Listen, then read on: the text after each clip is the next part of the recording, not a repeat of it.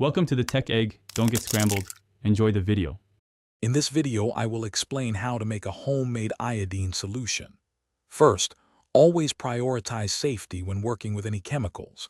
Ensure you have proper ventilation and wear protective gloves and eyewear. Remember, this process is for creating a topical solution, not for internal consumption. Always use medical-grade iodine products as your starting material to ensure purity and effectiveness. We'll focus on a common, safe dilution method.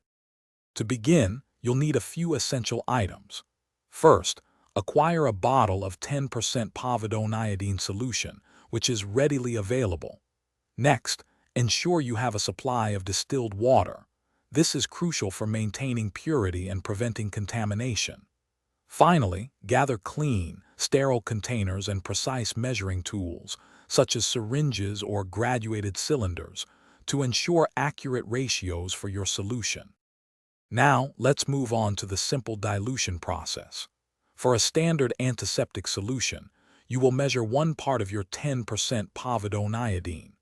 Then, carefully add 9 parts of distilled water to the iodine in your sterile container. This creates a 1% povidone iodine solution, suitable for many topical uses. Gently mix the solution thoroughly until it is completely combined and uniform. Proper storage is key to maintaining the efficacy of your homemade iodine solution.